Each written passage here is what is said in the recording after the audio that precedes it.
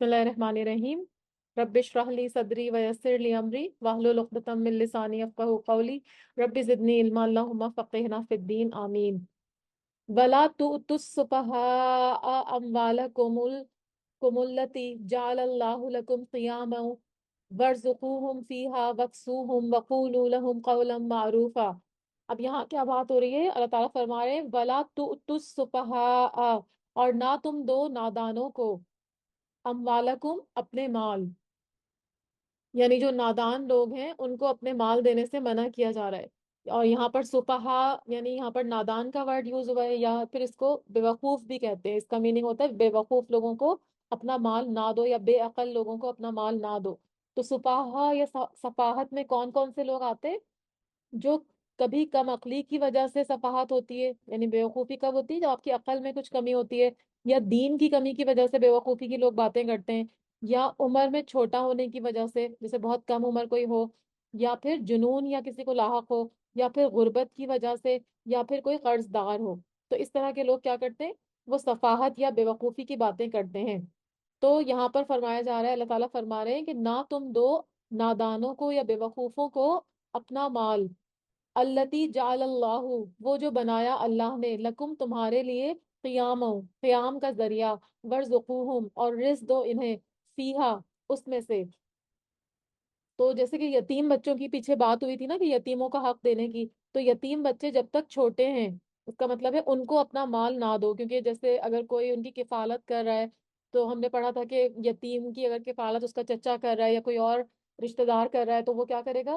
جب تک وہ یتیم بچہ بالغ نہیں ہو جاتا، شعور کی عمر کو نہیں پہنچ جاتا، تو اس کو اس وقت تک اس کا مال اس کے حوالے نہیں کیا جائے گا. تو کہیں ایسا نہ ہو کہ وہ نا سمجھی کی وجہ سے یا عمر میں کم ہونے کی وجہ سے وہ کیا کرے؟ اس مال کو ضائع کر دیں. اور اسی میں اگر یہ دیکھا جائے کہ یتیموں کی بجائے اگر عورتوں کی بات ہو رہی ہے، بیویوں کی بات ہو رہی ہے، تو تب بھی یہاں پر کیا بتایا جا رہا ہے کہ بعض عورتیں جو ہوتی ہیں نا، وہ اتنی سمجھدار نہیں ہوتی. اور آپ کو پتہ ہے پہلے زمانے میں اور ابھی بھی گاؤں وغیرہ میں بہت چھوٹی عمر میں لڑکیوں کی شادی ہو جاتی ہے. یعنی وہ جیسے ہی جب مطلب بالغ ہوتی ہیں، جیسے 12 سال ہو گئی عمر، 13 سال ہو گئی، تو اتنی چھوٹی عمر میں ان کی جو ہے وہ شادیاں کر دی جاتی ہیں. تو پھر کیا ہوتا ہے کہ ان کو سمجھ نہیں ہوتی، اور ان کو پڑھایا لکھایا بھی نہیں جاتا، تو وہ اتنی زیادہ سمجھدار نہیں ہوتی. جو شہروں کی لڑکیاں ہیں وہ تو پھر بھی اگر 20-22 سال میں بھی ان کی شادی ہوتی ہے تو وہ اسکولوں میں اور ادھر ادھر پڑھی ہوئی ہوتی ہیں، اور وہ کافی جو ہے وہ سمجھدار ہوتی ہیں. اس کے برعکس گاؤں وغیرہ کی لڑکیاں چھوٹی عمر میں ہوتی ہیں تو سمجھدار نہیں ہوتی. اور پھر بعض عورتیں کچھ فضول خرچ بھی ہوتی ہیں، جو کیا کرتی ہیں؟ آپ کی محنت سے کمائی ہوئے مال کو اڑا بھی دیتی ہیں. تو یہاں پر اسی لیے فرمایا جا رہا ہے مرد کو، یعنی کہا جا رہا ہے کہ کیونکہ مرد کے اوپر کیا ہے؟ نان نفقے کی ذمہ داری ہے. وہ اپنی بیوی بچوں کا جو جو بھی ان کا کھانا پینا ہے، کپڑا ہے، وہ اس کے ذمہ فرض ہے. اگر وہ ادا نہیں کرے گا، ان کا خیال نہیں رکھے گا، تو پھر اس سے پوچھ ہوگی. یعنی اس کے اوپر ایک اللہ تعالیٰ نے ذمہ داری ڈالی ہے. صحیح ہے، اس کو جو ہے قوام بنایا عورتوں کے لیے. تو اسی لیے ان کو کہا جا رہا ہے، مردوں کو، کہ جو تم اتنی محنت سے مال کماتے ہو، کیونکہ اسلام میں مال کی بھی اہمیت ہے، کیونکہ وہ محنت سے کمایا ہوا ہوتا ہے، یا پھر وہ وراثت میں جو مال ملتا ہے، یا پھر مہر میں جو مال ملتا ہے. تو مال کی اسلام میں اہمیت ہے، کیونکہ مال سے ہی پھر آپ کی زندگی کا جو گزر بسر ہوتا ہے وہ مال کے ذریعے ہوتا ہے نا. اگر آپ کے پاس مال ہی نہیں ہے تو آپ کیسے زندگی کا گزر بسر کریں گے؟ یا پھر اگر کوئی سیلری پیشہ آدمی ہے، تو وہ بھی کیا کرے گا کہ پورا مہینہ محنت سے کمائے گا، اور پورے مہینے کا جو خرچہ ہے وہ اس نے اٹھانا ہوتا ہے. تو اگر وہ ایسے لوگوں کے ہاتھ میں، بیوقوفوں کے ہاتھ میں، یا ناسمجھ لوگوں کے ہاتھ میں اپنا مال دے دیتا ہے، تو وہ کیا کریں گے؟ اس کا مال وقت سے پہلے اڑا دیں گے. اب جیسے اس کے اوپر ذمہ داری کہ وہ 30 دن جو ہے وہ ان کو کھانا کھلائے گا، جب تک اس کی تنخواہ دوبارہ سے نہیں ملتی. تو اسی تنخواہ کے اندر جتنی چادر ہے اس نے پیر پھیلانا ہے. لیکن اگر کوئی ایسی عورت ہو جس کو کوئی اپنا ساری تنخواہ دے دے یا سارا مال دے دے، تو وہ کیا کرے؟ وہ سارا مال اس کا ضائع کر دے. تو پھر کیا ہوگا؟ اگر 15 دن میں ہی ختم کر دیتی ہے تو باقی 15 دن تو پھر جو ہے وہ فاقوں کی نوبت آ جائے گی. پھر وہ کہاں سے وہ خرچہ جو ہے وہ گھر کا پورا کرے گا؟ تو اسی لیے اللہ تعالیٰ یہاں پر سمجھا رہے ہیں کہ نہ تم دو نادانوں کو اپنے مال، وہ جو اللہ نے تمہارے لیے قیام کا ذریعہ بنایا ہے. اور جیسے میں نے آپ کو بتایا کہ اس میں کمانے والا مال بھی شامل ہے، اس کے علاوہ جو اس کو وراثت میں ملا ہے، یا پھر جو عورت کو مہر میں ملا ہے. تو بات کسی ایک کی نہیں ہو رہی، مطلب ہر کسی کی بات ہو رہی کہ کوئی کسی کے پاس بھی کوئی مال ہے تو وہ بیوقوفوں کے حوالے اس مال کو نہ کرے، بلکہ اس کو سمجھداری سے خرچ کرے.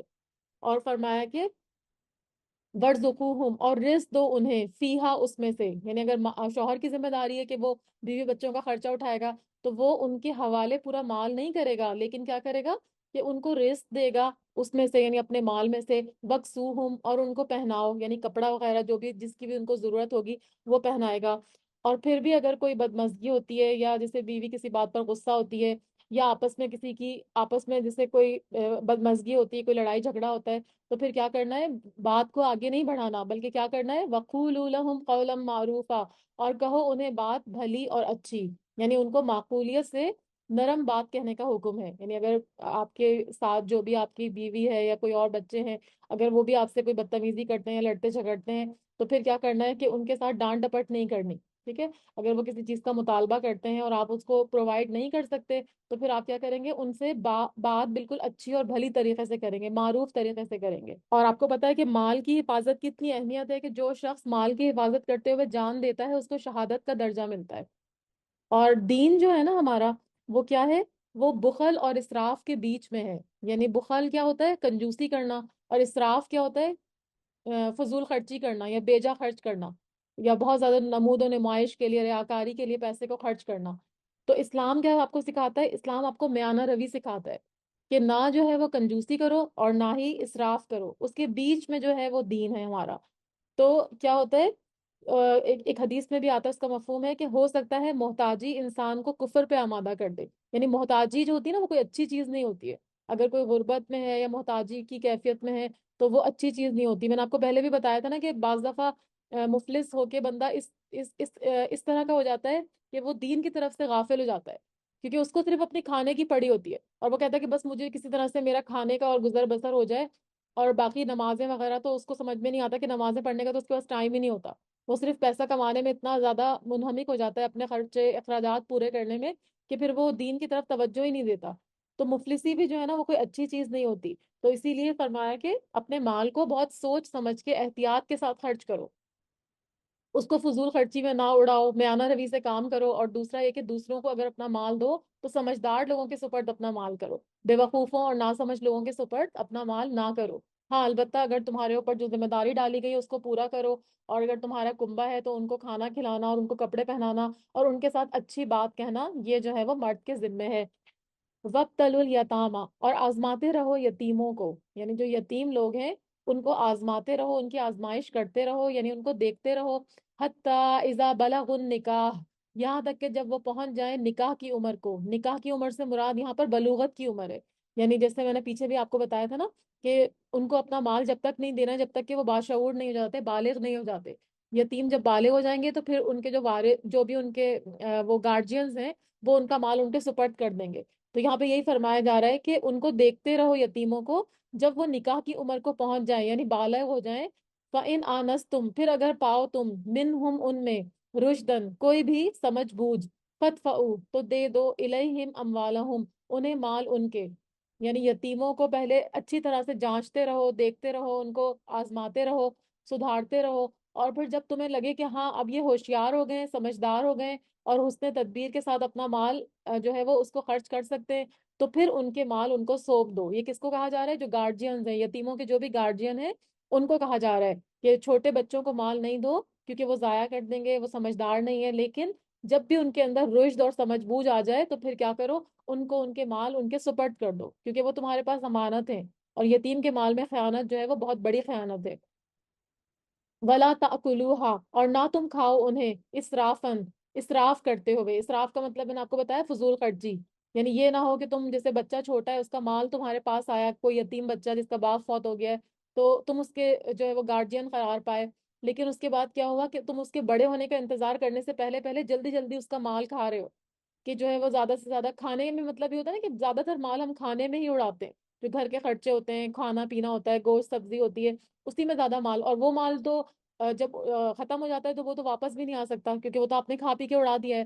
تو اسی لیے فرمایا جا رہا ہے کہ ولا تاکلوها اسرافن، اور نہ تم کھاؤ انہیں، کس کو، مال کو، یتیم کے، اسراف کرتے ہوئے یعنی فضول خرچی کرتے ہوئے، و بدارن، اور جلدی کرتے ہوئے، ان یکبروا کہ وہ بڑے ہو جائیں گے۔ یعنی یہ تمہیں لالچ نہ ہو جائے کہ کہیں یہ جلدی بڑے نہ ہو جائے اور ہمیں مال ان کو سپرد کرنا ہو، تو اس سے پہلے پہلے ہم کیا کریں، جلدی سے یہ مال جو ہے وہ کھا لیں۔ تو یہاں پر ایسا کرنے سے روکا جا رہا ہے۔ کہ وہ بڑے ہو جائیں گے تو ہم جلدی جلدی کر کے ان کا مال کھا لیں۔ ومن کانا غنین، اور جو کوئی ہو غنی یعنی بے نیاز، فل یس تعفف، تو بس چاہیے کہ وہ بچے۔ ومن کانا فقیرن، اور جو کوئی ہو محتاج، فل یاکل بالمعروف، بس چاہیے کہ وہ کھائے بھلے طریقے سے۔ اب یہاں پر جو غنی اور فقیر کی بات ہو رہی ہے، تو یہ بھی وہی جو گارجینز ہیں بچوں کے، جو یتیم بچوں کے، انہی کی بات ہو رہی ہے کہ اگر وہ پیسے والے ہیں تو ان کو کیا چاہیے کہ یتیم کے بال سے بچتے رہیں، یعنی اگر غنی ہے تو ان کو چاہیے کہ وہ اس کا مال یتیم کا کھانے سے بچیں، بلکہ اس کو امانت کے ساتھ رکھیں، اور جب بچہ بڑا ہو جائے تو اس کو ادا کر دیں۔ اور اسی طرح سے اگر کوئی گارجین ایسا ہے جو کہ خود فقیر ہے، محتاج ہے، جس کو پیسے کی ضرورت ہے، تو وہ پھر بھلے طریقے کے ساتھ جو ہے وہ مال کھا سکتا ہے، یعنی اس میں سے تھوڑا بہت مال اپنی ضرورت کے لیے استعمال کر سکتا ہے۔ فَإِذَا دَفَعْتُمْ، پھر جب دے دو تم، إِلَيْهِمْ انہیں، أَمْوَالَهُمْ مال ان کے، فَأَشْهِدُوا عَلَيْهِمْ تو گواہ بنا لو ان پر، یعنی جب وہ بچے بڑے ہو جائیں، سمجھدار ہو جائیں، تو پھر کیا کرو، ان کے مال جب ان کو سونپو تو پھر کسی کو گواہ بنا لو۔ یہ نہ ہو کہ بچے بعد میں مکر جائیں کہ نہیں ہمیں تو ہمارے چچا نے یا ہمارے جو بھی گارجین تھا اس نے مال نہیں دیا، تو اس لیے کوئی دو گواہ بنا لو، دو عادل گواہ، جو اس پہ گواہی دیں کہ ہاں تم نے ان کے باپ کا مال ان یتیم بچوں کو جب بڑے ہونے کے بعد ان کے سپرد کر دیا تھا۔ تو آگے اللہ تعالیٰ فرما رہے وَكَفَى بِاللَّهِ حَسِيبًا، اور کافی ہے اللہ خوب حساب لینے والا، یعنی اصل حساب لینے والا تو اللہ تعالیٰ ہی کافی ہے، لیکن پھر بھی لوگوں کو گواہ بنانا ضروری ہے اگر تم دنیا میں رہتے ہو۔ تو یہاں پر کچھ ہدایتیں دی گئی، یعنی یتیموں کے مال کے بارے میں ضروری ہدایت دینے کے بعد یہ فرمایا جا رہا ہے کہ جب تک یتیم کا مال تمہارے پاس رہا، تم نے اس کی کس طرح حفاظت کی، اور جب مال اس کے سپرد کیا تو اس میں کوئی کمی بیشی یا کسی قسم کی تبدیلی تو نہیں کی، کہ عام لوگوں کو تمہاری امانت داری اور خیانت کا شاید پتہ نہ چل سکے، کیونکہ ظاہر ہے اب فرض کریں کوئی اگر یتیم بچے کی کفالت کر رہا ہے تو باقی لوگ تو اس کو نہیں دیکھ رہے نا، ان کو تو نہیں پتا کہ وہ کیا کر رہا ہے ان کے ساتھ، بچوں کے ساتھ اچھا سلوک کر رہا ہے، امانت داری کر رہا ہے، خیانت کر رہا ہے، یعنی آپ کے سپرد کسی نے اگر یتیموں کو کیا ہے، ٹھیک ہے، اور ان کے والد یا ان کے والد جو ہے وہ فوت ہو گئے اور ان کا مال آپ کے پاس آیا ہوا ہے، تو پھر آپ سے کوئی پوچھ تو نہیں رہا نا، روز روز حساب تو نہیں لے رہا کہ آپ وہ مال ان کے اوپر خرچ کریں گے، اپنے اوپر لگا رہے ہیں۔ تو اصل چیز کیا ہے کہ امانت داری یا خیانت کا پتہ کیسے چلے گا؟ وہ اللہ تعالیٰ ہی کو پتہ چلے گا، اللہ تعالیٰ ہی سب سے بہتر حساب لینے والا ہے، کیونکہ اللہ سے تو کوئی چیز مخفی نہیں ہے، لوگوں سے تو آپ چھپا لیں گے، تو یقیناً جب اللہ کی بارگاہ میں تم جاؤ گے تو وہ تم سے حساب لے لے گا۔ اسی لیے حدیث میں بھی آتا ہے کہ یہ بہت ذمہ داری کا کام ہے۔ نبی اکرم صلی اللہ علیہ وسلم نے حضرت ابو ذر رضی اللہ تعالیٰ عنہ سے فرمایا، ابو ذر میں تمہیں ضعیف دیکھتا ہوں اور تمہارے لیے وہی چیز پسند کرتا ہوں جو اپنے لیے پسند کرتا ہوں، تم دو آدمیوں پر کبھی بھی امیر نہ بننا اور نہ کسی یتیم کے مال کا والی اور سرپرست، کیونکہ یہ کوئی آسان کام نہیں ہے، یتیم کے مال کا والی یا سرپرست بننا بہت مشکل کام ہوتا ہے، کیونکہ آپ کو لوگ بھی طرح طرح کی باتیں کر رہے ہوتے ہیں اور ظاہر شیطان ہمارے ساتھ ہوتا ہے، اور کبھی بھی ہمیں مال کی ضرورت پڑ سکتی ہے، تو آپ اس میں سے جو ہے وہ مال کو غلط طریقے سے استعمال بھی کر سکتے ہیں، وہ یتیم کا حق بھی کھا سکتے ہیں، تو اس کی بہت زیادہ ممانعت کی گئی ہے، اسی لیے ان آیات میں بار بار یتیموں کی بات ہو رہی ہے۔ صحیح مسلم کی حدیث تھی جو میں نے آپ کو بتائی۔ تو اس آیت سے ہم کو کیا کیا لیسنز مل رہے ہیں، اس کو تھوڑا سا ایک دفعہ اور گو تھرو کر لیتے ہیں کہ بے وقوفوں کو اپنا مال نہ دو، جو میں نے بھی آپ کو پہلی آیت بتائی، آیت نمبر 5 میں۔ دوسرا آپ کے پاس کیا خلاصہ آ رہا ہے کہ مال کو ضائع کرنا جو ہے وہ ناپسندیدہ ہے، یعنی مال کو سمجھ بوجھ کے ساتھ استعمال کرنا چاہیے، کیونکہ آپ نے اس کو بہت مشکل طریقے سے کمایا ہوتا ہے، اور مال جو ہوتا ہے وہ زندگی کی ضروریات پوری کرنے کا ذریعہ ہے، اور اسی کے ذریعے آپ نیکیاں بھی کما سکتے ہیں، یعنی اگر اپنے مال کو اللہ کی راہ میں لگائیں گے، صدقہ خیرات کریں گے، تو پھر کیا ہوگا کہ وہ نیکی کمانے کا ذریعہ بھی بن سکتا ہے، تو اس کو پھر اڑانے کا حکم نہیں ہے فضول خرچی میں، بلکہ اعتدال کے ساتھ مال کو خرچ کرنے کا حکم ہے۔ اور ناسمجھ لوگ جو ہیں ان کو کھانا کپڑا تو دیتے رہو، یعنی ان کی بنیادی ضروریات کو پورا کرنا ان کے گارجین کی یا پھر جو بھی قوام ہے، مرد ہے، اس کی ذمہ داری ہے، اور ان سے پھر بات کی جائے حسن سلوک کے ساتھ اور نرم آواز سے بات کرنے کا حکم ہے۔ اور پھر اس کے بعد جو میں نے آپ کو بتایا کہ یہاں پر لکھا ہوا تھا نا کہ جب یتیم جو ہے وہ رشد کی حالت کو پہنچ جائیں، فَإِنْ آنَسْتُم مِّنْهُمْ رُشْدًا، جب تم پاؤ ان میں رشد، تو رشد کا کیا میننگ ہے؟ رشد کا مطلب ہوتا ہے معاملہ فہمی، بات کی حقیقت کو پہنچنا، اور مال اور کاروبار کو چلانے کی صلاحیت رکھنا۔ تو جب تمہیں یہ سمجھ میں آنے لگے کہ یہ ایسا کرنے لگے تو پھر ان کا مال ان کے سپرد کرنے کا حکم ہے۔ اور اسراف کا مطلب میں نے آپ کو بتا دیا تھا کہ فضول خرچی ہے، اور بیدارن کا ورڈ نیا تھا، اس میں بے دال رے اس کا روٹ ورڈ ہے، اس کا مطلب ہے کسی کام کو وقت سے پہلے کرنا، یعنی ان کے بڑا ہونے سے پہلے ان کا مال کھا جانا۔ تو اس میں کیا کیا احکامات ہیں، اس میں بھی تھوڑے سے اور بھی آپ کو بتا دیتی ہوں کہ جب یتیم بالغ ہو جائے تو ان کا ٹیسٹ کیا جائے گا پہلے کہ وہ واقعی اس قابل ہیں کہ ان کے مال سپرد کر دیا جائے، اور اگر وہ اپنے مال کو مینج کرنے کے قابل ہو جائیں گے تو مال ان کے سپرد کر دیا جائے گا۔ تو اسلام سے پہلے کیا تھا، یہ ساری آیتیں آنے کا کیا مقصد تھا کہ اسلام سے پہلے کیا ہوتا تھا کہ وراثت کے معاملات میں افراد اور تفرید تھی، یعنی کہیں پہ کسی کو زیادہ دے دیا، کسی کو کم دے دیا، کسی کا حق مار لیا، کسی کے اوپر ظلم کر دیا، اور بعض اوقات ان لوگوں کو حصہ دے دیا جاتا جو حقیقت میں حقدار ہی نہیں ہوتے تھے وراثت کا حصہ جو تھا۔ تو اس میں کیا ہوتا تھا کہ اور جو حقدار ہوتے تھے صحیح وراثت کے ان کو اس سے محروم کر دیا جاتا تھا، اور ان میں عورتیں اور بچے جو تھے وہ چھوٹے ہوتے تھے، صرف بڑے لڑکے جو لڑنے کے قابل ہوتے تھے وہ سارا مال جتنا بھی ہوتا تھا اس کے وارث قرار پاتے تھے، اور باقی جو حقدار تھے ان کو محروم کر دیا جاتا تھا۔ یہ اسلام سے پہلے کی بات بتا رہی ہوں۔ تو اللہ تعالیٰ نے کیا کیا، اللہ تعالیٰ نے خود تمام حقداروں کے حق مقرر کر دیے تاکہ اس معاملے میں کسی پر بھی زیادتی نہ ہو۔ تو یہاں پر یہ سب بتانے کا کیا مقصد ہے کہ آپ جو ہے وہ اب جو وراثت تقسیم ہوگی، اگر کوئی شخص فوت ہوتا ہے اور اس کے جو وارث ہیں تو وراثت جو تقسیم ہوگی وہ آپ اپنی مرضی سے نہیں کر سکتے۔ وراثت صرف اور صرف اللہ تعالیٰ نے جو احکام دے دیے، اور اس آیت میں ہم وراثت کا سارا قانون پڑھیں گے کہ کس کو کتنا حصہ ملے گا اور کس طرح سے وراثت تقسیم ہوگی، اسی کے حساب سے آپ کر سکتے ہیں۔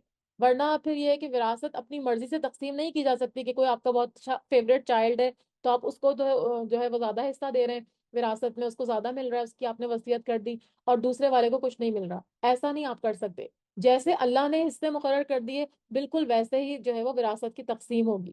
لیکن یہاں پر جو فرمایا کہ ان کا اگر تم مالدار ہو تو ان کے مال کو مت لو یتیموں کے، اور اگر فقیر ہو یا محتاج ہو تو وہ بھلے طریقے سے کھائے۔ جیسے اگر فرض کریں کوئی بچہ ہے، جس یتیم بچہ جس کی کہ وہ ہے کوئی زمین ہے فرض کریں، اس کا باپ چھوڑ کے مرا ہے، تو اس زمین کے اوپر اگر تم کھیتی باڑی کر رہے ہو تو تم اپنی اجرت وہاں سے لے سکتے ہو، لیکن زمین پہ قبضہ نہیں کر سکتے۔ وہ بچہ جب بڑا ہوگا تو پھر اس کو زمین ملے گی۔ جیسے اب ایک کسان ہے تو جب وہ مزدوری وغیرہ جو بھی کرتا ہے، جو بھی اپنے نیچے جو بھی کارندے رکھتا ہے کام کے لیے، تو اس کو تنخواہ دیتا ہے نا۔ ہم اپنے گھروں میں بھی جن سے کام کرواتے ہیں ان کو تنخواہ دیتے ہیں۔ تو اگر تم اس یتیم کی فصل پہ کام کر رہے ہو اور تمہیں پیسوں کی ضرورت ہے تو پھر تم کیا کرو، اس میں سے اپنا حق لے لو جو تم نے محنت کی ہے، لیکن پورا مال لینے کا حکم نہیں ہے۔ اور جب دو گے تو کیا کرو گے، گواہ بناؤ گے، ٹھیک ہے؟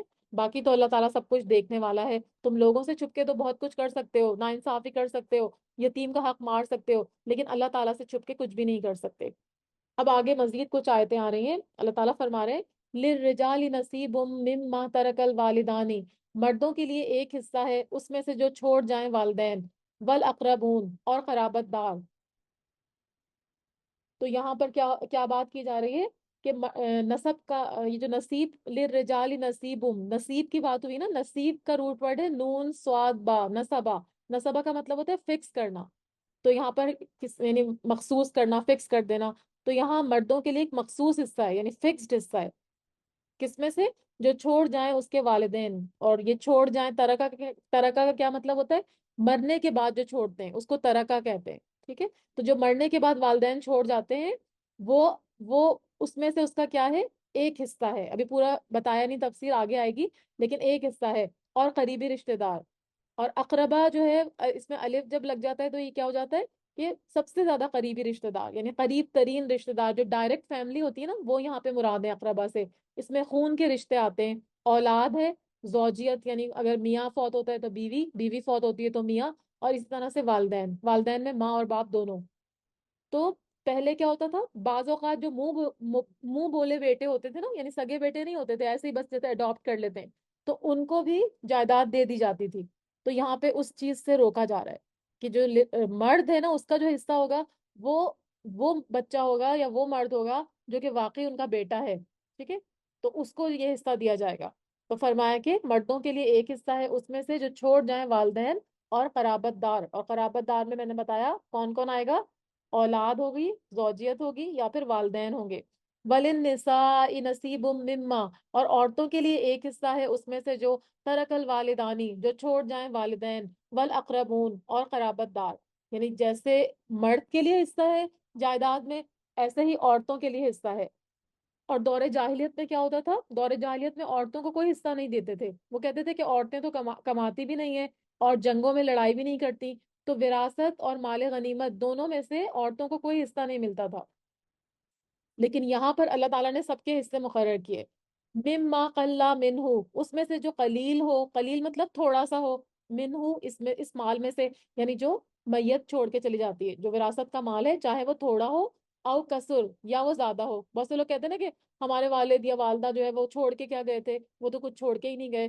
حتیٰ کہ جو میت کے اوپر ایک کپڑا بھی ہوتا ہے نا، جو میت نے پہنا ہوا ہوتا ہے، اس کی بھی تقسیم ہوتی ہے. تو میت کی جو ذاتی استعمال کی چیزیں ہیں ان پہ بھی تقسیم ہوتی ہے.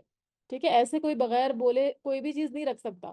چاہے لکھا ہے نا مما قل منہ او کسر، اس میں سے جو قلیل ہو یا تھوڑا ہو اس میں سے، یا بہت زیادہ ہو. نصیبا مفروضہ، حصہ ہے فرض کیا ہوا. ٹھیک ہے. تو یہاں پر پھر سے میں اس آیت کو پڑھ لیتی ہوں کہ ماں باپ اور جو رشتہ دار ہیں ان کے ترکے میں سے مردوں کا بھی حصہ ہے اور عورتوں کا بھی. اور جو ماں باپ اور اقارب چھوڑ کر فوت ہو جاتے ہیں، چاہے وہ مال کم ہو چاہے زیادہ ہو، حصہ اس میں مقرر کیا گیا ہو. تو جیسے میں نے آپ کو بتایا کہ عورتوں اور بچوں کو اسلام سے قبل وراثت میں حصہ نہیں دیا جاتا تھا. تو اس آیت میں اللہ تعالیٰ کیا فرما رہے ہیں کہ مردوں کی طرح عورتوں اور بچے بچیاں اور والدین اور اقارب کے مال میں حصے دار ہوں گی، ان کو محروم نہیں کیا جائے گا. ہاں یہ الگ بات ہے کہ لڑکی کا حصہ لڑکے کے حصے سے نصف ہے. ابھی آیت نمبر 3 میں ہم پڑھیں گے، سوری ابھی تھوڑی 3 آیتوں کے بعد آئے گا وہ والی آیت جس میں کہ یہ حصوں کے بالکل الگ الگ حصے سب کے بتائے جائیں گے. یہ عورت پر ظلم نہیں ہے، بلکہ اسلام کا یہ قانون میراث عدل اور انصاف کے تقاضوں کے عین مطابق ہے. کیونکہ عورت جو ہے نا اس کو اللہ اسلام نے معاش کی ذمہ داری سے فارغ کر رکھا ہے. اگر کوئی عورت کچھ کماتی بھی ہے نا، اگر جاب بھی کرتی ہے کچھ کماتی بھی ہے، تو اس نے کیا کرنا ہے، وہ سارا کا سارا مال جو ہے وہ اپنے اوپر وہ خرچ کر سکتی ہے. اس کی مرضی ہے، وہ چاہے تو گھر پہ لگائے اور چاہے تو پورا کا پورا اس پہ خرچ کرے اپنے اوپر. وہ اس سے کوئی اس سے کوئی پوچھ نہیں ہوگی. ٹھیک ہے. تو یعنی معاش کی ذمہ داری سے فارغ رکھا ہے، اور مرد کو اس کا کفیل بنایا ہے کہ مرد جو ہے وہی عورت پہ خرچ کرے گا، اور نہیں کرے گا تو اس کو اس کا جواب دینا پڑے گا. اس کے علاوہ عورت کے پاس کیا ہوتا ہے، مہر کی صورت میں بھی مال آتا ہے. یعنی جب اس کی شادی ہوتی ہے تو اس کو شوہر مہر دیتا ہے، تو وہ مال بھی آتا ہے. اور وہ بھی کون ادا کرتا ہے، وہ بھی ایک مرد ہی ادا کرتا ہے. تو مرد کو کیا کرنا ہے، اپنی فیملی کی کفالت بھی کرنی ہے اور اپنی بیوی کو مہر بھی دینا ہے. ٹھیک ہے. اور عورت کے پاس جو مہر آئے گا وہ بھی اس کا اپنا ہے پورا. اور اس کے علاوہ جو وہ کمائے گی یا کچھ بھی اگر جاب کرتی ہے کہیں اور سے اس کے پاس پیسہ آتا ہے تو وہ سارا کا سارا اس کا ہے، اس کے اوپر گھر کی کوئی ذمہ داری نہیں ہے. تو اس لحاظ سے عورت کے مقابلے میں مرد پر کئی گنا زیادہ مالی ذمہ داریاں ہیں. اسی لیے اگر عورت کا حصہ میراث میں نصف کی بجائے مرد کے برابر ہوتا تو یہ کیا ہوتا، مرد پر ظلم ہوتا. لیکن اللہ تعالیٰ نے کسی پر بھی ظلم نہیں کیا، کیونکہ وہ عادل بھی ہے اور حکیم بھی ہے. اس کو معلوم ہے کہ کون سے فیصلے کیسے کرنے، کیونکہ اللہ نے ہی ہم کو پیدا کیا. تو اللہ تعالیٰ نے ہی پھر یہ وراثت کا قانون مقرر کیا اور سب کے حصے مقرر کیے. تو یہاں پر خلاصہ کیا ہے اس آیت کا، کہ مرنے والے کی جائیداد تقسیم ہوگی، عورتوں اور مردوں دونوں کو حصہ ملے گا. اور تیسرا بات یہ کہ حصے جو ہیں وہ اللہ نے مقرر کیے ہیں، اور چاہے کم میراث ہو چاہے زیادہ ہو، دونوں صورتوں میں میراث جو ہے وہ دی جائے گی. مطلب دونوں صورتوں میں تقسیم کی جائے گی. جیسے میں نے کہا اگر تھوڑا بھی چھوڑ کے مرتا ہے، اس کی ذاتی استعمال کی بھی چیزیں میت کی، تو اس کی بھی باقاعدہ تقسیم ہوگی. ایسے نہیں ہوگا کہ کوئی بھی اپنی مرضی سے اس پہ قبضہ کر لے. اس میں یہ بھی تھا کہ جیسے میں نے کہا نا، میت کے جو کپڑے ہیں وہ بھی تقسیم کا حصہ بنیں گے جو اس کے جسم پر ہوتے ہیں آخر میں. یا پھر میت کے اوپر کوئی چادر کسی نے ڈالی ہے کفن کے علاوہ، اور وہ چادر واپس آئے گی اور وہ میت کی تھی پہلے، تو وہ بھی تقسیم ہوگی. ٹھیک ہے. لیکن وصیت اور قرض ادا کرنے کے بعد وراثت جب تقسیم ہوتی ہے، جب پہلے جو میت وصیت کر کے جاتی ہے وہ ادا ہوتی ہے، اور اگر اس کے اوپر کوئی قرض ہے تو وہ ادا ہوتا ہے. پھر اس کے بعد جو پیسے بچتے ہیں وہ پھر میراث تقسیم ہوتی ہے. اور وہ کیسے تقسیم ہوتی ہے، جیسے اللہ تعالیٰ نے بتا دیا، اپنی مرضی سے تقسیم نہیں ہوتی. ٹھیک ہے. آگے چلتے ہیں. وَإِذَا حَضَرَ الْقِسْمَةَ قِسْمَةَ، اور جب حاضر ہوں موجود ہوں، قسمہ یعنی تقسیم کے وقت، جب میت کی میراث تقسیم ہو رہی ہوگی تو اس وقت اگر حاضر ہوں، قریب کھڑے ہوں، اولو القربا قرابت دار، اولو القربا والیتامہ اور یتیم، والمساکین اور مسکین، فرزقوہم تو تم انہیں دے دو، منہ اس مال میں سے، وقولوا لہم اور کہو ان سے، قولا معروفا بات بھلی. اب یہاں پر کیا بات سمجھائی جا رہی ہے، کہ جب تقسیم ہو رہا ہے میراث کا مال، تو میں نے آپ کو بتایا تھا نا کہ میراث کا مال کس میں تقسیم ہوگا، جو بالکل قریبی رشتے ہیں، جس میں سے کہ ماں باپ ہو گئے، بیوی یا شوہر ہو گیا، اور بچے ہو گئے. تو یہ سب سے قریبی رشتے دار ہیں. اگر یہ سب موجود ہیں تو سب سے پہلے میراث ان کے درمیان تقسیم ہوگی، اور کسی کے درمیان تقسیم نہیں ہوگی. تو اگر اس وقت فرض کریں کوئی ایسے آپ کے اور قریبی رشتے دار آ جاتے ہیں، کوئی آپ کے کزنز ہیں یا آپ کے کوئی بہن بھائی دوسرے ہیں جو کہ وراثت میں جن کا حصہ نہیں ہے، اگر وہ آ جاتے ہیں، اور کوئی یتیم ہے کوئی مسکین ہے، تو پھر کیا کرنا ہے، ان کو جھڑکنا نہیں ہے، ان کے ساتھ نرمی سے بات کرنی ہے، اور تھوڑا بہت ان کو بھی دے دیں یعنی ایک بہت ہی اہم اخلاقی ہدایت اس میں بتائی جا رہی ہے کہ اگر امداد کے مستحق رشتہ دار جو وراثت میں حصے دار نہ ہو، انہیں بھی تقسیم کے وقت کچھ نہ کچھ دے دو، اور ان سے پیار محبت کے انداز میں بات کرو، یعنی دولت آتے دیکھ کر فرعون یا قارون نہ بن جاؤ، ٹھیک ہے؟ تو ان کے ساتھ نرمی کے ساتھ معاملہ کرو، اپنے حصے میں سے تھوڑا بہت ان کو بھی دے دو تاکہ وہ خوش ہو جائیں، اور ان کے ساتھ اگر کچھ بھی نہیں دے رہے ہو تب بھی ان کو نرمی سے بات کرو، ان کو جھڑکو نہیں، ٹھیک ہے؟ ول یکشا، اور چاہیے کہ ڈریں، الذین، وہ جو، لو ترکو، اگر وہ چھوڑ جائیں، من خلفہم، اپنے پیچھے سے، ذریتن، اولاد، ضعافن، کمزور، خافو، وہ خوف کھائیں، علیہم، ان پر، فلیتقوا اللہ، بس چاہیے کہ وہ ڈرے اللہ سے، ولیقولوا، اور چاہیے کہ وہ کہیں، قولا سدیدا، بات بالکل درست۔ اب یہاں پر کیا بات ہو رہی ہے، یہاں پر ایک اور بات بتائی جا رہی ہے۔ بعض مفسرین یہاں پر یہ کہتے ہیں کہ یہاں پر جو جن کو وصیت کی جا رہی ہے ان کو نصیحت کی جا رہی ہے کہ اگر زیر کفالت جو یتیم ہے ان کے ساتھ، ان کے پاس، تو وہ ان سے ایسا سلوک کریں جو وہ اپنے بچوں کے ساتھ اپنے مرنے کے بعد کیا جانا پسند کرتے ہیں، یعنی یتیم اور دیگر چھوٹے بچوں کے ساتھ اچھا سلوک کرنے کو کہا جا رہا ہے، ٹھیک ہے؟ یعنی اگر فرض کریں جیسے اگر کوئی شخص فوت ہونے لگتا ہے تو اس کو کتنا زیادہ دکھ ہوتا ہے نا، اور اسپیشلی جو جوان لوگ فوت ہوتے ہیں ان کو اپنے بچوں کا کتنا دکھ ہوتا ہے، یعنی جو ینگ لوگ فوت ہو رہے ہوتے ہیں اور ان کی بیماری ایسی ہوتی ہے کہ ان کو پتہ چل جاتا ہے کہ اب ہم فوت ہونے والے ہیں، تو ان کو اپنے سب سے زیادہ پہلے اپنی بیماری سے بڑھ کے کس کا خیال ہوتا ہے؟ اپنے بچوں کا، کہ ہمارے جانے کے بعد ہمارے بچوں کا کیا ہوگا، اگر کوئی ماں فوت ہو رہی ہے، باپ فوت ہو رہا ہے، تو وہ چھوٹے چھوٹے بچوں کی اس کو سب سے زیادہ فکر ہوتی ہے، اپنی بیماری کو وہ بھول جاتا ہے۔ تو جب تمہارے اوپر ایسی مصیبت آئے اور تم اپنے بچوں کے لیے اتنے زیادہ فکر مند ہو، تو تم دوسروں کے بچے کو بھی ایسا ہی سمجھو، یعنی اگر یتیم تمہاری زیر کفالت آئے تو پھر تم نے کیا کرنا ہے، ان کے ساتھ بھی وہی معاملہ کرنا ہے کہ اگر تم اپنے بچے چھوڑ کے مرو تو تمہیں کس بات کا ڈر ہوگا کہ ان کے ساتھ اچھا سلوک کیا جائے، تو تم ان بچوں کے ساتھ بھی پھر اچھا سلوک کرو۔ اور اوصیہ یہاں پر ورڈ یوز ہوا، تو یہ جو قولن سدیدہ ہے اس کا مطلب سمجھ لیجئے، قولن سدیدہ کا کیا مطلب ہے؟ سد کا مطلب ہوتا ہے کسی چیز کو اصل جگہ پر رکھنا، اور تیروں کو سیدھا کر کے رکھنا۔ اچھا، اور دوسرا یہ کہ جیسے فرض کریں جو بچوں کے کوئی اگر دادا دادی ہیں، انہوں نے کیا کیا، بچے رکھ لیے، یعنی ماں باپ کا انتقال ہو گیا اور دادا دادی نے بچے رکھ لیے، تو پھر کیا ہے کہ آپ کو، ویسے تو جب ماں باپ زندہ ہوتے ہیں تو بچے آپ کو دادا دادی کو بہت پیارے لگ رہے ہوتے ہیں، لیکن اگر ماں باپ فوت ہو جائے اور ان کو پتہ چلے کہ اب ساری زندگی ہم نے ان کی کفالت کرنی ہے، تو پھر وہ کیا کریں گے، بعض دفعہ بچوں کے ساتھ اچھی طرح سے بات نہیں کریں گے، تو اس لیے یہ فرمایا جا رہا ہے، یا پھر چچا کے سپرد اگر کر دیا جائے جو اس کا ان بچوں کو کی کفالت کرنے والا ہوگا، تو کیا ہوگا کہ ہو سکتا ہے وہ اس طرح سے بچوں سے محبت نہ کرے، تو اس وقت اس کو یہ خیال کرنا چاہیے کہ اگر میں اپنے پیچھے، اگر میں فوت ہوتا ہوں اور میرے پیچھے میری کمزور اولاد ہوگی، تو پھر کتنا ڈر ہوتا ہے نا کہ ہمارے بچے کس کے حوالے ہوں گے، ہے نا؟ ایون ہم کہیں گھومنے بھی جاتے ہیں، تھوڑے دنوں کے لیے کہیں جاتے ہیں، اگر آپ کے بچے چھوٹے ہیں تو آپ کو کتنی فکر ہوتی ہے کہ پتہ نہیں بچے کیا کریں گے، کیسے رہیں گے، حالانکہ آپ تھوڑے دنوں کے لیے جا رہے ہوتے ہیں، اور اگر آپ زندگی بھر کے لیے ان سے دور ہو رہے ہیں، فوت ہونے لگے ہیں، اور آپ کو پتہ چل گیا کہ بیماری ایسی ہے کہ میں اب دوبارہ بچوں گا نہیں، تو اس وقت آپ کو کتنا خوف ہوتا ہے نا؟ تو ایسے ہی ان یتیم بچوں کے لیے بھی خوف کریں، ان کے لیے احسان کا معاملہ کریں، اور ان سے جو ہے وہ درست بات کریں، اور ایسا کرنا کب ممکن ہوگا؟ جب ہم اللہ سے ڈرنے والے ہوں گے، اگر اللہ کا ڈر ہوگا نا تبھی ہم ظلم نہیں کریں گے اور احسان کا معاملہ کریں گے، لیکن اگر اللہ کا ڈر جن کو نہیں ہوگا وہ کیا کریں گے، وہ پھر ان کے ساتھ برا سلوک کریں گے۔ تو یہاں بار بار یتیموں کا حق جو ہے وہ بتایا جا رہا ہے کہ یتیموں کا کتنا بڑا حق ہے، ان کے ساتھ بری طرح سے معاملہ نہ کرنے کا حکم دیا جا رہا ہے۔ تو فرمایا وَلْيَتَّقُوا اللَّهَ وَلْيَقُولُوا قَوْلًا سَدِيدًا، تو ان کو چاہیے اللہ سے ڈرے اور وہ بات درست کریں۔ ان الذین یاکلون، بے شک وہ لوگ جو کھاتے ہیں، اموال الیتامی، مال یتیموں کے، ظلم کرتے ہوئے، انما یاکلون فی بطونہم نارا، بے شک وہ کھاتے ہیں اپنے پیٹوں میں آگ۔ اللہ تعالیٰ یہاں پہ اس آیت میں پھر دوبارہ یتیموں کی بات کر رہے ہیں کہ جو لوگ ناحق ظلم سے یتیموں کا مال کھا جاتے ہیں، وہ کیا کر رہے ہیں، دراصل اپنے پیٹ میں آگ بھر رہے ہیں۔ وَسَيَصْلَوْنَ سَعِيرًا، اور عنقریب وہ جلیں گے اس بھڑکتی ہوئی آگ میں۔ یعنی یہاں پر دوبارہ سے یتیموں کی کفالت کی بات ہو رہی ہے کہ جو یتیموں کا مال کھاتے ہیں وہ اصل میں کیا کر رہے ہیں، اپنے پیٹوں میں آگ بھر رہے ہیں، اور پھر ایسا کرنے کے بعد دنیا میں بھی وہ اپنے پیٹوں میں آگ بھر رہے ہیں، اور آخرت میں پھر وہ بھڑکتی ہوئی آگ میں داخل کر دیے جائیں گے۔ اس کے بارے میں ایک واقعہ بھی آتا ہے کہ جنگ احد کے بعد سعد بن ربی کی بیوی یہ صحابی تھے، ان کی بیوی اپنے 2 بچیوں کو لے کر آپ صلی اللہ علیہ وسلم کی خدمت میں حاضر ہوئی. یعنی جنگ احد میں وہ 7 بن ربیع جو تھے نا وہ شہید ہو گئے تھے، تو ان کی 2 بچیاں تھیں. تو ان کی بیوی آئیں اور کہنے لگی آپ صلی اللہ علیہ وسلم کی خدمت میں حاضر ہو کر عرض کرنے لگی، اے اللہ کے رسول صلی اللہ علیہ وسلم، یہ 7 کی بچیاں ہیں جو آپ صلی اللہ علیہ وسلم کے ساتھ احد میں شریک ہوئے تھے.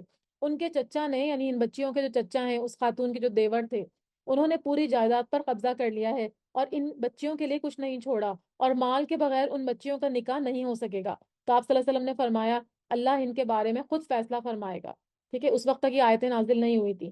تو پھر اس کے بعد آیت میراث نازل ہوئی، یعنی اس کے بعد وہ آیت آئے گی اگلی والی جو ہے آیت نمبر 11. اور پھر آپ صلی اللہ علیہ وسلم نے 7 کا جو بھائی تھے ان کو بلایا اور پھر یہ آیت بتائی کہ جو لوگ یتیموں کا مال کھاتے ہیں اور وہ اپنے پیٹ ظلم کرتے ہوئے وہ پیٹوں میں آگ بھر رہے ہیں، پہلے یہ بتایا گیا اور اس کے بعد پھر حصے مقرر کیے گئے میراث میں.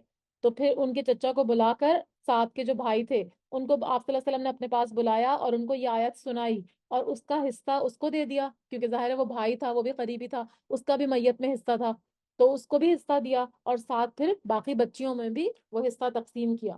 اب اگلی جو آیتیں شروع ہو رہی ہیں نا وہ تھوڑا سا ہم کو توجہ سے پڑھنے کی ضرورت ہے، کیونکہ اس میں آیت جو میراث کی آیتیں ہیں نا یہ، تو یہ میراث کا ایک پورا علم ہوتا ہے جس کو علم میراث کہتے ہیں.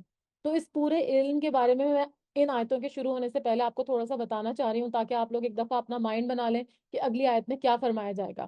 ٹھیک ہے، تو وہ تھوڑا ڈیٹیل میں ہے، تو آپ لوگ تھوڑا سا اپنا دماغ حاضر رکھ کے سنیے گا کیونکہ وہ تھوڑی سی کمپلیکیٹڈ ہوں گی، لیکن ہمیں ضروری ہے کہ ہم میراث کا علم حاصل کریں، کیونکہ اکثر لوگوں کو بالکل بھی وراثت کے قانون یا وراثت کے علم کے بارے میں کوئی الف بے بھی نہیں پتہ ہوتی. ٹھیک ہے، تو الحمدللہ آج ہم لوگ جتنے یہاں پہ جمع ہوئے ہیں تو الحمدللہ اللہ تعالیٰ نے ہم کو توفیق دی ہے کہ ہم یہ علم سیکھیں، تو یہ بہت بڑی بات ہے. اور آپ کو پتہ ہے وراثت کا علم سب سے پہلے اٹھایا جائے گا. تو آیات میراث جو اب شروع ہونے لگی ہیں اس کے بارے میں آپ کو سنا رہی ہوں کچھ باتیں کہ وراثت کی جب تقسیم ہوگی تو اس کے علم کو کیا کہتے ہیں؟ علم فرائض اور علم میراث کہتے ہیں. ان علوم کا سیکھنا فرض کفایہ ہے، یعنی کچھ لوگوں کو یہ علم ضرور سیکھنا چاہیے. نبی اکرم صلی اللہ علیہ وسلم نے فرمایا علم الفرائض اور قرآن خود سیکھو اور لوگوں کو سکھاؤ. یعنی یہ جو علم المیراث یا علم الفرائض ہے اس کو خود بھی سیکھو اور پھر اس کو قرآن کے ساتھ جوڑا کہ اس علم کو سیکھو اور قرآن کو بھی سیکھو اور پھر خود بھی سیکھو اور پھر آگے دوسروں کو بھی جو ہے وہ پہنچاؤ، اس لیے کہ میں وفات پانے والا ہوں. کیونکہ آپ کو پہلے بھی بتایا تھا نا کہ جو نبیوں کے وارث ہوتے ہیں نا وہ ان کے بچے نہیں ہوتے، بلکہ نبیوں کے وارث کون ہوتے ہیں؟ علماء ہوتے ہیں جو ان کا علم آگے لوگوں تک پہنچا رہے ہوتے ہیں. تو اس لیے فرمایا کہ میں تو ہمیشہ دنیا میں نہیں رہوں گا، میں وفات پا جاؤں گا، تو تم لوگ اس علم کو آگے پہنچانا. آپ صلی اللہ علیہ وسلم نے فرمایا کہ علم 3 ہے اور اس کے علاوہ جو ہیں وہ زائد یا ایکسٹرا ہیں. پہلا علم ہے آیات محکمات کا علم، یعنی جو محکم آیتیں قرآن مجید میں آئیں جس میں حکم آیا جیسے نماز ہے، روزہ ہے، زکوٰۃ وغیرہ کا، اور اس کے علاوہ بھی جتنے بھی احکامات آئے ان کو آیات محکمات کہتے ہیں، اس کا علم. دوسرا سنت قائمہ کا علم، یعنی جو آپ صلی اللہ علیہ وسلم کی سنت سے ثابت تھا اور وہ آپ کو اس کو پریکٹیکلی کرتے تھے. ٹھیک ہے، جیسے نماز کا حکم تو آ گیا لیکن نماز پڑھنے کا طریقہ تو آپ صلی اللہ علیہ وسلم کے ذریعے پتہ چلا نا، تو وہ ہے سنت قائمہ کا علم. اور تیسرا انصاف کے ساتھ ورثہ کی تقسیم کا علم. تو یہ 3 علم ہے، تو ابھی جو ہم سیکھنے جا رہے ہیں تو یہ بہت ہی امپورٹنٹ علم ہے، جس مطلب جو 3 علم میں سے ایک علم ہے، یعنی ورثہ کی تقسیم کا علم. اچھا، دوسری بات میراث میں صرف مردوں کا نہیں بلکہ عورتوں کا بھی حق ہے، جیسا بھی ہم نے پیچھے آیت میں پڑھا. دور جاہلیت میں جیسے میں نے بتایا کہ بڑا بیٹا جو تھا وہ مال لے جاتا تھا یا پھر منہ بولے بیٹے کو دے دیا جاتا تھا، یا پھر جو حلیف ہوتے تھے نا وہ مال لے جاتے تھے. حلیف کون ہوتے تھے؟ جن کے ساتھ حلف لے کر یا قسم کھا کر دوستی کی جاتی تھی کہ تم آج سے میرے دوست ہو، میرا مال تمہارا مال ہے، میری جان تمہاری جان ہے. تو جب اگر کوئی شخص مر جاتا تو اس کا جو وارث تھا وہ اگر خون کا بدلہ نہیں لیتا تو پھر کیا ہوتا؟ حلیف اس کے خون کا بدلہ لیتے اور جو بھی مال اس کا ہوتا وہ پھر حلیف لے کر چلے جاتے. تو اللہ تعالیٰ نے خود سے قانون کو دے دیا، یعنی وراثت کا قانون اللہ نے خود مقرر کر دیا اور اس کی وضاحت فرما دی. اب کوئی بھی حلیف یا کوئی اور جو ہے وہ وراثت میں حصے دار نہیں بن سکتا. جو حصے اللہ نے مقرر کر دیے وہی لوگوں کو حصہ ملے گا. کتاب اور سنت میں جن کے حصے مقرر کر دیے گئے ہیں انہیں ذوی الفروز کہتے ہیں. ذوی اور الفروز، فرض جیسے لکھتے ہیں نا، ذوی الفروز کہتے ہیں جن کے کہ اللہ نے حصے مقرر کر دیے قرآن میں اور سنت میں. ذوی الفروز جو ہیں ان کو سب سے پہلے دیا جائے گا، یعنی جب میت فوت ہوگی تو سب سے پہلے ذوی الفروز کے حصے مقرر ہوں گے. اور ان میں کون کون ہے؟ ماں باپ ہے، اولاد ہے اور شوہر یا بیوی. یعنی اگر شوہر فوت ہوتا ہے تو اس کے والدین اور اس کے بچے اور اس کی بیوی، اور اگر بیوی فوت ہوتی ہے تو اس کے والدین اور اس کی اولاد اور اس کا شوہر، وہ اس کے سب سے پہلے وارث قرار پائیں گے۔ تو ذوی الفروز میں یہ لوگ آ گئے۔ اس کے بعد جو حصہ بچے گا وہ عصبہ کو ملتا ہے، یعنی اگر فرض کریں کسی کے یہ سارے رشتے ہیں ہی نہیں، ماں باپ بھی فوت ہو گئے، اولاد بھی نہیں ہے، اور اگر شوہر فوت ہوتا ہے تو اس کی بیوی بھی فوت ہو چکی ہے، تو اب کیا ہوگا؟ اب اس کے دو اقربا جو قریبی رشتے دار ہیں وہ موجود ہی نہیں ہے، تو پھر کیا ہوگا؟ جو حصہ بچے گا اس کو پھر عصبہ کو دیں گے، یا پھر تقسیم کرنے کے بعد اگر حصہ بچتا ہے تو پھر وہ عصبہ کو ملے گا۔ عصبہ کون ہے؟ عصبہ سے مراد وہ وارث ہیں جو اصحاب الفروز، یعنی جو جو پیچھے میں نے بتایا نا، ماں باپ، اولاد اور شوہر یا بیوی، ان کے نہ ہونے کی صورت میں میت کے وارث ہوتے ہیں۔ اگر وہ نہیں موجود ہیں تو پھر میت کے جو وارث ہوں گے وہ عصبہ کہلاتے ہیں۔ اور عصبہ پہلے اولاد سے دیکھا جائے گا، پھر اوپر کی طرف یا چچاؤں اور ان کے بیٹے وغیرہ، ٹھیک ہے؟ اگر میت کے عصبہ بھی نہیں ہے، جیسے اگر اولاد ہے اور اولاد موجود نہیں ہے، بیٹا موجود نہیں ہے، بیٹی موجود نہیں ہے، تو ان کے جو بچے ہیں نا وہ پھر عصبہ کہلائیں گے، صحیح ہے؟ اور پھر اسی طرح سے پہلے ان کو دیکھا جائے گا، اولاد کو، اور اس کے بعد اگر چچا نہیں ہے، چچا کا بھی اگر حصہ ہے، تو اگر چچا موجود نہیں ہے تو پھر چچا کے بیٹے، ان کا پھر حصہ ہوگا۔ اور اگر میت کے عصبہ بھی نہیں ہوں گے تو میراث اس کی بیٹیوں، بہنوں اور بھتیجوں کی جو اولاد ہے، یا پھر اخیافی یعنی ماں کی طرف سے جو بہن بھائی ہیں، ان کو پھر دی جائے گی۔ یعنی پہلے جو ہے ذوی الفروز کو دی جائے گی، پھر وہ نہیں ہے تو عصبہ کو دی جائے گی، اور عصبہ بھی نہیں ہے تو پھر جو بیٹیاں ہیں، بہنیں ہیں، بھتیجوں کی اولاد ہے، یا پھر ماں کی طرف سے جو آپ کے بہن بھائی ہیں، ان کو پھر دیا جائے گا، یعنی جو ماموں وغیرہ ہوتے ہیں، خالہ ہوتے ہیں، یا آپ کی ماں کے جو بھی رشتہ دار ہیں ان کو۔ اور اللاتی، یہاں پہ اخیافی کی بات ہوئی، وہ ماں کی طرف سے بہن بھائی ہوتے ہیں، اور اللاتی عین سے ہے، اللاتی جو ہوتے ہیں وہ باپ کی طرف سے ہوتے ہیں۔ اور بہن بھائیوں، ماموں، خالہ، چچوں کی اولاد میں پھر وہ تقسیم ہوگی، اور ان کو ذوی الارحام کہتے ہیں۔ رحم کا رشتہ ہوتا ہے نا، اس سے یہ رشتہ بنا ہے، تو ان کو ذوی الارحام کہتے ہیں۔ اب بھلے آپ پوری باتیں یاد نہ بھی رکھیں، لیکن آپ کو علم ہونا چاہیے، ٹھیک ہے؟ آپ لیکچر بھی سن سکتی ہیں دوبارہ سے بھی، کہ کبھی آپ ریپیٹ کر لیں، کہ آپ کو کوئی بات اگر سمجھ میں نہیں آئی آپ کوشچن بھی کر سکتی ہیں، لیکن ابھی پہلے سن لیجیے۔ جس کی وراثت تقسیم ہو رہی ہوتی ہے اس کی موت کے وقت تمام وارثوں کا زندہ ہونا ضروری ہے، مرے ہوئے لوگوں کی وراثت نہیں ہوگی۔ فار ایگزامپل، ایک شخص فوت ہوتا ہے تو اس کے پہلے 5 بیٹے تھے، لیکن ایک بچہ اس کے فوت ہونے سے پہلے ہی فوت ہو جاتا ہے، تو اب وراثت 4 بچوں میں تقسیم ہوگی، 5 میں تقسیم نہیں ہوگی، یعنی زندہ اولاد کو وراثت ملے گی، ٹھیک ہے؟ اور اگر اس جو بچہ، جو شخص فوت ہو گیا تھا، جو بیٹا فوت ہو گیا تھا، تو اس کا بھی کچھ بچے ہیں، تو ان کو اپنے باپ کے اس میں سے ملے گا، لیکن دادا کے اس میں سے نہیں ملے گا، ٹھیک ہے؟ وراثت اگر میت کے فوراً بعد یا کچھ عرصے بعد اس کا وارث کا اگر میت کے فوراً بعد یا کچھ عرصے کے بعد انتقال ہو جائے تو وہ بھی حقدار ہوگا۔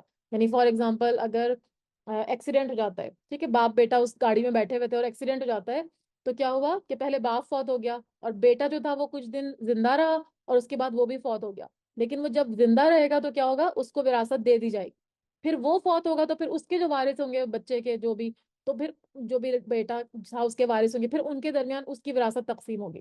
لیکن اگر باپ کے انتقال سے پہلے بچہ فوت ہو جائے گا تو پھر اس کا پھر وہ کوئی مطلب اس کی وراثت نہیں ہوگی، ٹھیک ہے؟ لیکن بعد میں اگر ہوتا ہے، بھلے 1 دن کے بعد بھی اگر ہو جاتا ہے فوت، اور باپ پہلے فوت ہوتا ہے، تو بھی اس کی وراثت جو ہے وہ بیٹے کو دی جائے گی، وہ اس میں حصے دار ہوگا۔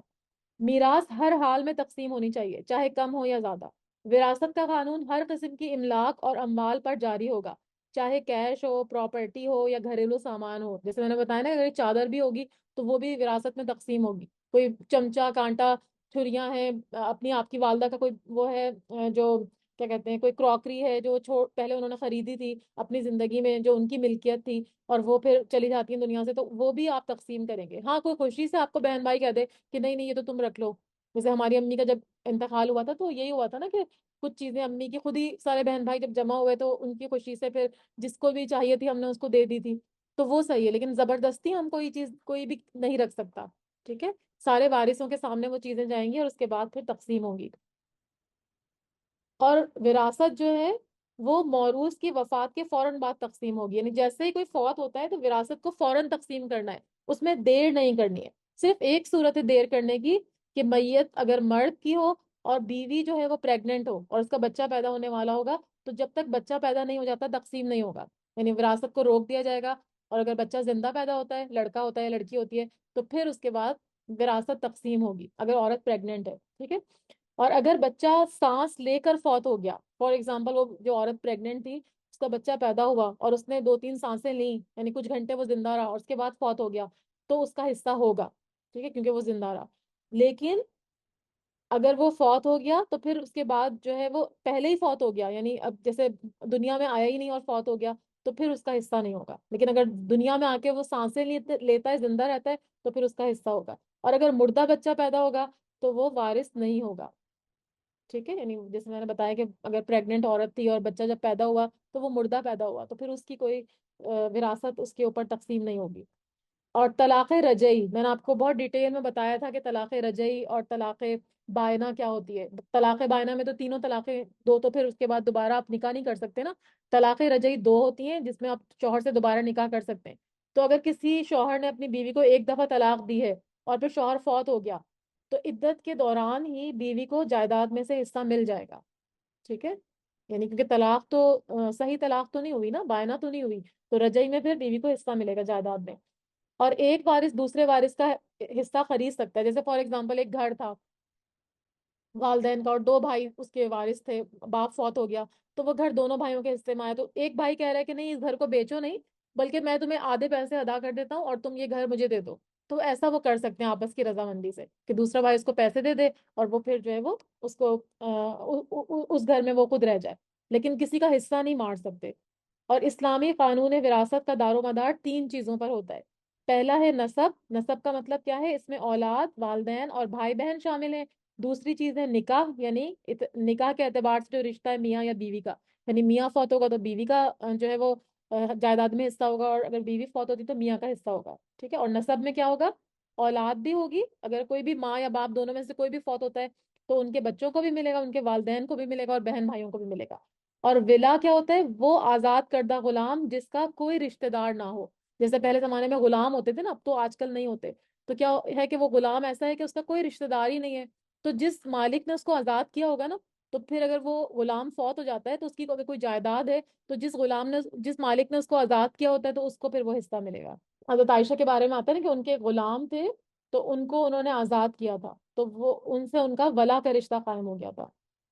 اچھا، اس کے برعکس یہ تو وراثت کی بات ہو رہی کہ جب میت مطلب جو شخص ہے یا عورت ہے یا مرد ہے وہ فوت ہو جائے، لیکن اس کے برعکس اگر آپ زندگی میں کسی کو ہبا کرنا چاہتی ہیں، کوئی چیز تحفہ دینا چاہتی ہیں، کوئی گفٹ دینا چاہتی ہیں، اپنی بچیوں کو کچھ دینا چاہتی ہیں، کسی کو زیادہ کسی کو کم، تو ایسا کر سکتے ہیں، ٹھیک ہے، ہبا کر سکتے ہیں، وہ آپ کتنا بھی کر سکتی ہیں، لیکن زندگی میں، مرنے کے بعد تو پھر وہی قانون ہوگا جو اللہ تعالیٰ نے مقرر کر دیا، سوائے وصیت کے، کہ اگر وصیت کی جائے، اور وصیت بھی 1/3 مال کی کر سکتے ہیں، ابھی میں آگے اس کے بارے میں بتاتی ہوں۔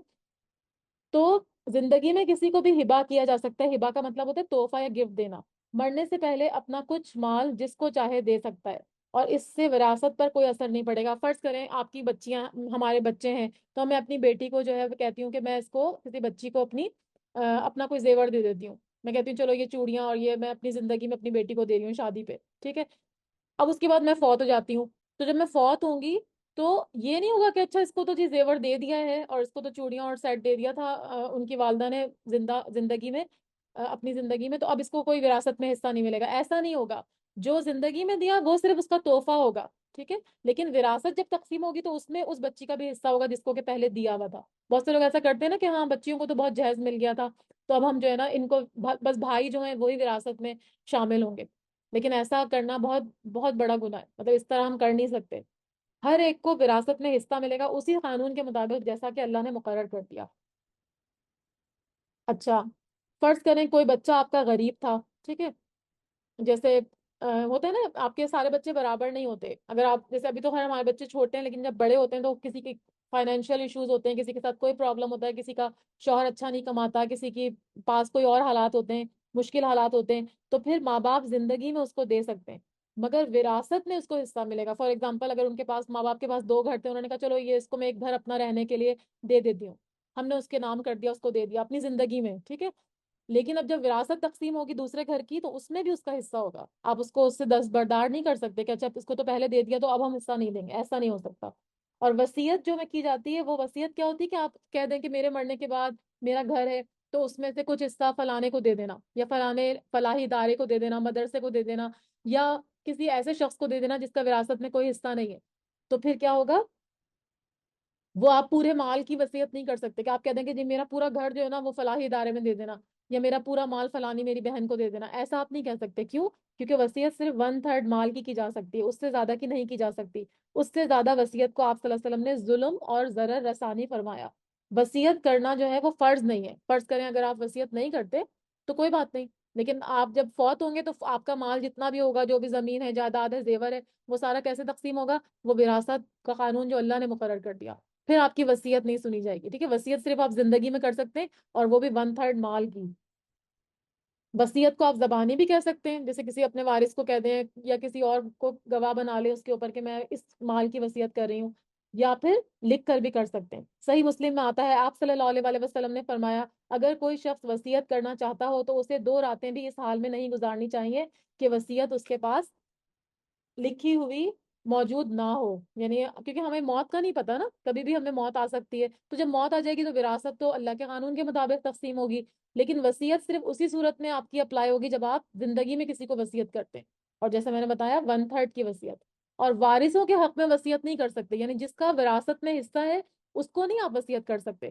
کہ اگر ہمارے بیٹے یا ہماری والدین ہمارے جو ہے وہ وراثت میں شریک ہیں، ہم ان کو وصیت نہیں کر سکتے. ان کو آپ ہبا کر سکتے ہیں، تحفہ دے سکتے ہیں، لیکن وصیت ان کو کی جاتی ہے جو کہ وراثت میں شریک نہیں ہوتے. آپ صلی اللہ علیہ وسلم نے خطبہ حجت الوداع کے موقع پر فرمایا کہ اللہ نے ہر صاحب حق کا حق مقرر کر دیا ہے، لہٰذا اب وارث کے حق میں وصیت کرنا جائز نہیں ہے. حضرت سعد بن ابی وقاص فرماتے ہیں کہ میں بیمار ہوا اور مرنے کے قریب ہو گیا. آپ صلی اللہ علیہ وآلہ وسلم نے میری عیادت کو تشریف لائے، اور میں نے کہا یا رسول اللہ صلی اللہ علیہ وآلہ وسلم، میرے پاس بہت سارا مال ہے اور میری صرف ایک ہی بیٹی ہے اور اس کے سوا میرا کوئی وارث نہیں ہے، تو کہا کہ کیا میں اپنا مال اللہ کی راہ میں دے دوں؟ آپ صلی اللہ علیہ وسلم نے فرمایا نہیں. میں نے کہا اچھا 2/3، یعنی کیا کہتے ہیں 2/3 کو کیا کہتے ہیں، 2/3 ہے نا، 2/3 دے دوں؟ تو آپ صلی اللہ علیہ وسلم نے فرمایا کہ نہیں. میں نے کہا آدھا دے دوں؟ فرمایا نہیں. میں نے کہا 1/3 دے دوں؟ تو فرمایا کہ ہاں دے سکتے ہو، مگر یہ بھی بہت ہے. پھر فرمایا اگر تم اپنی اولاد کو مالدار چھوڑ جاؤ تو یہ اس سے بہتر ہے کہ تم ان کو محتاج چھوڑ جاؤ. یعنی اولاد کو زیادہ سے زیادہ مال دینے کا ہے کہ آپ اپنی زندگی میں زیادہ چیزوں کی وصیت نہ کر کے جائیں. وصیت صرف 1/3 کی جاتی ہے. اگلی آیت پھر ہم انشاءاللہ اگلے ہفتے پڑھیں گے، لیکن میں تھوڑی سی آپ کو یہ چیزیں پھر سے بتا رہی ہوں. اچھا، یہ جو ابھی ہم بات کر رہے تھے نا کہ اپنی اولاد کو مالدار چھوڑ جاؤ، اس سے بہتر ہے کہ میں دوبارہ سے یہاں سے پڑھ رہی ہوں. آپ صلی اللہ علیہ وسلم نے فرمایا کہ ہاں 1/3 دے سکتے ہو، مگر یہ بھی بہت ہے. پھر فرمایا اگر تم اپنی اولاد کو مالدار چھوڑ جاؤ تو یہ اس سے بہتر ہے کہ تم انہیں محتاج چھوڑ جاؤ اور وہ لوگوں سے مانگتے پھریں. بے شک جو مال تم اللہ کی راہ میں خرچ کرو گے تمہیں اس کا اجر ملے گا، حتیٰ کہ ایک نوالے پر بھی جو تم اپنی بیوی کے منہ میں دو گے. تو اگر کوئی میت فرض کریں ان کا انتقال ہو جاتا ہے اور انہوں نے 1/3 سے زیادہ کی وصیت کر کے وہ فوت ہو گئے، تو بعد میں کورٹ کے ذریعے اس کی تبدیلی کی جا سکتی ہے. یعنی اس کو پھر ہم اگر آدھا مال اپنا کسی کو وصیت کر دیا تو ہم کورٹ کے ذریعے پھر اس کو چینج کروا سکتے ہیں، کیونکہ ایسا کرنا ان کے لیے جائز نہیں تھا نا، ان کو صرف 1/3 ہی کرنا تھا. لیکن اب تو وہ دنیا میں نہیں رہے، تو پھر ہم کورٹ کے ذریعے اس کو 1/3 کروا سکتے ہیں، اور جو باقی مال ہوگا پھر وہ وراثت میں جو بھی وارث ہوں گے ان کو تقسیم ہوگا. وصیت ان قریبی اور مستحق رشتہ داروں کے حق میں کی جا سکتی ہے جن کا اللہ نے حصہ مقرر نہیں فرمایا. پھر کسی دینی یا فلاحی کام کے مقصد میں بھی خرچ کی جا سکتی ہے، اور وصیت کتنی ہوگی؟ 1/3 ہوگی. یہ بار بار آپ یاد رکھیے گا. وراثت کی تقسیم سے پہلے میت کے ذمے واجب الادا قرض ہے، اگر فرض کریں کسی کا قرض اس نے دینا تھا، یا زکوٰۃ اس پہ فرض تھی اور اس نے نہیں ادا کی تھی، یا قضا روزوں کا کفارہ، کیونکہ قضا روزے رکھنا بہت مشکل ہوتا ہے نا، تو میت کے جو وارث ہوتے ہیں وہ کہتے ہیں ہم تو نہیں رکھ سکتے، تو ہم اس کا کفارہ دے دیتے ہیں، وہ بھی بہت فرض کے درجے پہ آتا ہے. اور اگر بیوی کا مہر ادا نہیں کیا تو وہ بھی اس کا قرض ہوگا. یعنی زکوٰۃ، کوئی قرض اگر لیا ہے وہ، قضا روزوں کا کفارہ، اور مہر بیوی کا اگر ادا نہیں کیا تو اس کے، اور جس کے لیے وصیت کی ہے 1/3 کی، اس کو پہلے یہ سب چیزیں ادا کی جائیں گی، قرض ادا کیا جائے گا، وصیت ادا کی جائے گی، اور اس کے بعد پھر جو ہے وہ اس کا مال کی تقسیم ہوگی. اور ایک روزے کا فدیہ آپ کو پتا ہے ایک مسکین کو کھانا کھلانا ہے. اور اگر کسی کے اوپر حج فرض تھا اور وہ فوت ہو گیا، حج نہیں کر سکا، تو پھر وہ حج بدل بھی کروا سکتے ہیں، وہ بھی اس کے مال میں سے ہوگا. اور کفن دفن اور مال، یعنی جو بھی کھانے پینے پہ کوئی بس اگر کروائی ہے، کوئی میت گاڑی کروائی ہے، اس پہ جو بھی خرچ آ رہا ہے تو وہ بھی اسی کے مال میں سے ہوگا. یا قبر کا کھدوانے کے لیے پیسے چاہیے ہوتے ہیں، وہ بھی اسی کے مال میں سے ہوگا. اور سب سے پہلے کفن دفن پر مال خرچ ہوگا. مرتے وقت اگر کسی فرضی قرضے کا اعتراف کر لیا جائے تو وہ قرض لینے والا ممنون تو ہوگا، لیکن ورثہ کو نقصان پہنچے گا۔ اس کی کیا مثال ہے کہ کسی بچے کو آپ جیسے فیور کرتے ہیں، آپ کہتے ہیں یہ بچہ مجھے بہت پسند ہے، بہت پیارا ہے، تو آپ کیا کرتے ہیں، ماں باپ اپنے مال کا کچھ حصہ اس اولاد کا قرض بتاتے ہیں، یعنی کہہ دیتے ہیں کہ میں نے اس سے قرض لیا تھا فلانے بچے سے، حالانکہ آپ اس کو پیسہ اپنا دینا چاہ رہے ہوتے ہیں، لیکن ایک بہانہ کر دیتے ہیں، فرضی طور پر کہہ دیتے ہیں کہ یہ میں نے تو اس سے نا قرض لیا ہوا تھا، تو وہ اس کو تم میرے مرنے کے بعد لوٹا دینا۔ تو اس سے کیا ہوگا کہ وہ جو بیٹا جس کو کے پیسے ملیں گے وہ تو ممنون ہو جائے گا، لیکن جو میت ہے وہ کیا کرے گی، اللہ کو ناراض کر دے گی۔ تو ایسا بھی نہیں کرنا چاہیے، اور آپ کسی کو نہیں کر سکتے اپنے، یعنی اگر کوئی بچہ آپ کا دین سے پھر جائے، مرتد ہو جائے، یا کہہ دے کہ میں مسلم نہیں ہوں، میں نان مسلم ہو گیا ہوں، یا میں دین سے پھر گیا ہوں، تو پھر اس کا جائیداد میں حصہ نہیں ہوگا۔ لیکن ہم جو خود سے کر دیتے ہیں نا کہ ہم نے فلانے بچے کو آگ کر دیا، تو ایسا آپ کر ہی نہیں سکتے۔ وراثت ویسے ہی تقسیم ہوگی جیسے اللہ نے حکم دیا، کوئی نافرمان ہو، فرما بردار ہو، اولاد آپ کی اولاد ہی ہوگی۔ اور وصیت کا مطلب کیا ہوتا ہے کہ اہم نصیحت کرنا یا تاکیدی بات کرنا۔